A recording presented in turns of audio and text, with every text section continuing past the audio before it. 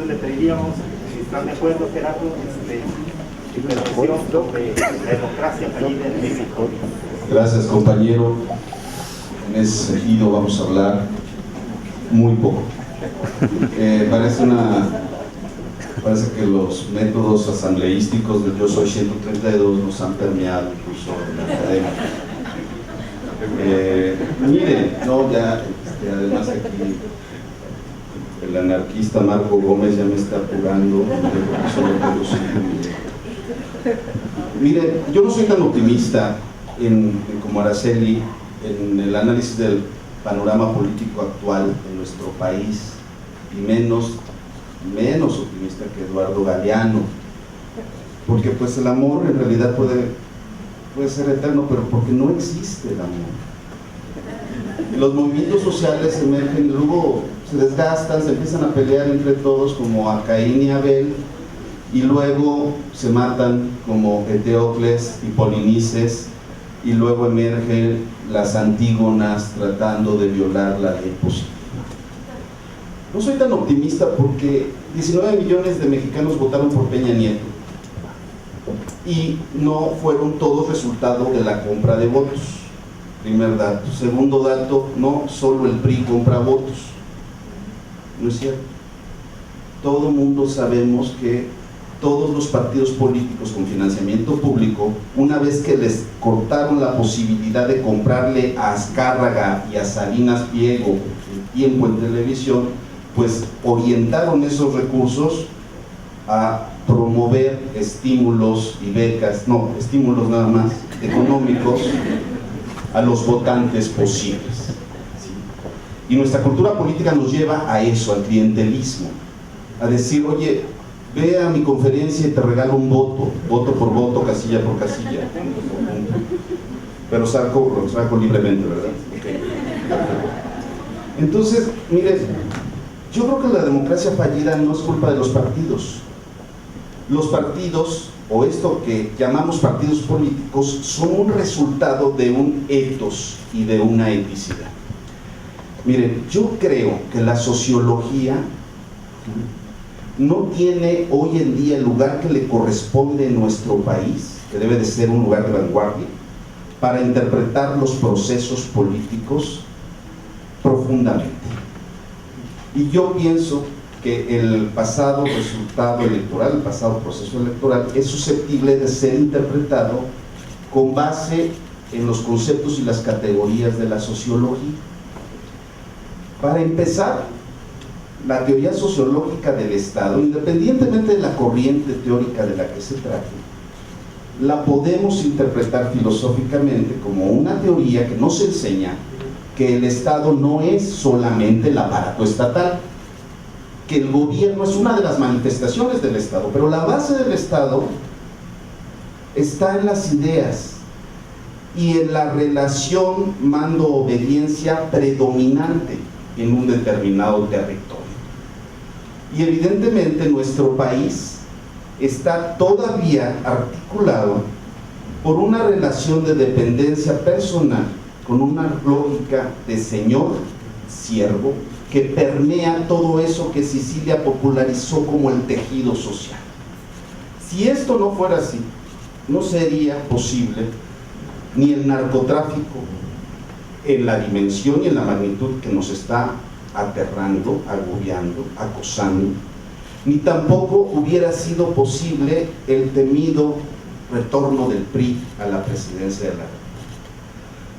Entonces me parece a mí que la sociología todavía no ha explotado todo su instrumental teórico, que tiene distintas tradiciones y distintos orígenes, que es muy complicado, ¿no?, para dar cuenta frente al debate periodístico, sobre todo, que lo han ganado la toxocracia, esta serie de opinadores que tienen foro en la televisión, en los programas de radio e incluso en la prensa, y que tienden a analizar de manera superficial los procesos políticos.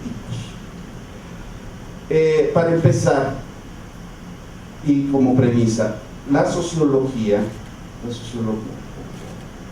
no confunde a la población con la sociedad. la sociedad no siempre existió siempre, y es una representación simbólica e imaginaria del lazo que mantiene unida a la población.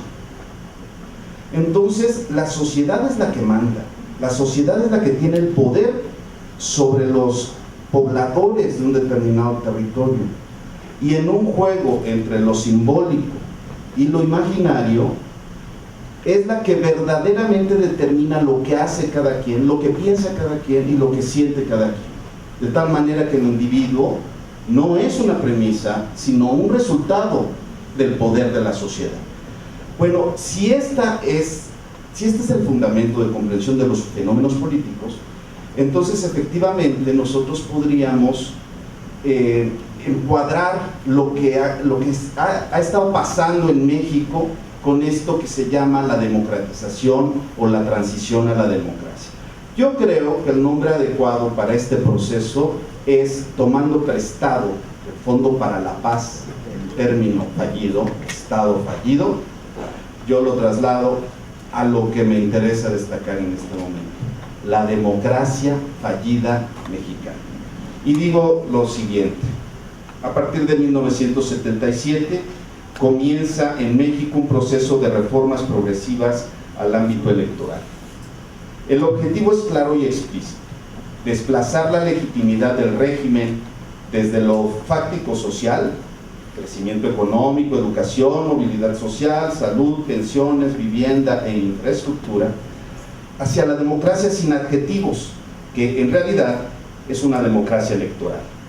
No era un proyecto propio, venía en realidad de afuera, por las distintas presiones del capital, aunque la genialidad de Jesús Reyes Heroles fue la codificación inteligente de una presión que venía de fuera. Rediseñar el Estado y garantizar la gobernabilidad fueron los eufemismos utilizados para caracterizar la puesta en marcha de los ajustes neoliberales. En México, la utilización de la democracia electoral para legitimar al proceso de reestructuración del capital resultó, sin embargo, insuficiente. En 1988, el PRI, con un candidato tecnócrata neoliberal por todos los poros, perdió las elecciones, pero las ganó. El gobierno de Carlos Salinas de Gortari encabezó la reestructuración neoliberal de modo más dinámico y profundo, e hizo depender la legitimidad de su famoso Programa Nacional de Solidaridad, populismo puro, craso y propaganda ramplona. Él fue el primero, por cierto, en usar a la televisión para difundir la imagen de un México unido, valiéndose de las estrellas de Televisa. Al final ganó las elecciones de 1991 y las de 1994, pero su sexenio terminó en tragedia. Su sucesor, Ernesto Zedillo Ponce de León, profundizó el proyecto neoliberal, pero dio la pauta para una reforma política que garantizara elecciones limpias y equitativas. Se había transitado así, por fin, a la democracia electoral, que no sería percibida como completa si no se coronaba, obviamente, con la derrota del PRI en la elección presidencial. En 2000 sucedió lo impensable hace apenas unos años. El héroe democrático, más bien mediocre y grotesco, Vicente Fox, se erigió en el personaje central de este drama. Al parecer se iniciaba la era de los gobiernos divididos, carne de cañón de los politólogos y de los sociólogos políticos. Y es que, a decir verdad, el PRI se mantuvo en realidad como una fuerza política importante, pero tanto en el Congreso de la Unión como en los poderes de los estados y las presidencias municipales. Esto simplemente hizo acrecentarse y robustecerse la relación de dependencia personal señor y siervo que campeó por toda la provincia mexicana. Podría pensarse que el hecho de la alternancia inauguró en México la instalación de un auténtico régimen democrático. Fue así. En realidad, el tipo de negociación política entre el PRI y el PAN en 1988 concretó la coincidencia pragmática entre los dos proyectos. Privatizar el Estado significa en realidad y en última instancia desarticularlo, destruirlo. Cuando se olvida o no se toma en cuenta que el Estado también es una asociación o una comunidad y no solo un aparato de poder y de gobierno, se abona en la ruptura del lazo social que hace que los individuos se respeten recíprocamente en un sistema de derechos y deberes. Quien no tiene idea de lo que es un Estado, lo quiere abolir como Bakunin o lo quiere privatizar como los neoliberales. Al hacerlo, cuando están al mando del poder estatal, dejan a los individuos no en libertad, sino en un jovesiano estado de naturaleza, donde la vida es insegura, corta e infeliz, tal y como nos pasa a los mexicanos en este momento. En el 2006, la efímera democracia mexicana se interrumpió y se recayó en la vieja práctica de la imposición, por fuera de lo que mandaron las urnas. Por eso es que nunca se abrieron y por eso es que ahora las van a quemar, evidente. El hecho estructural fue el mismo, independientemente que ahora el beneficiario no fuera el PRI sino el PAN. Se trató de una victoria pírrica, porque si algo caracteriza al gobierno de Calderón, bueno, ya, bendito sea Dios, ya se va a terminar, pero bueno, fue su debilitada autoridad. Todavía está dando patadas de ahogado y es bien peligroso en realidad. Y aquí que los factores estructurales no terminan de explicar la velocidad del deterioro del principio de la estatalidad en México. La ineptitud de una persona de carne y hueso para conducir el Estado puede precipitar una vorágine que desemboque en la destrucción del propio proceso estatal. Es ni más ni menos el caso de Felipe Calderón, quien a todas luces carece de la estatura de hombre de Estado y ya le urge entregar el poder a Peña Nieto con un avioncito costoso y con sobreprecio como regalo amoroso, a propósito del amor. Como se ve, las divisiones partidarias se diluyen. El nuevo régimen tiene dos representaciones partidarias que se alternan.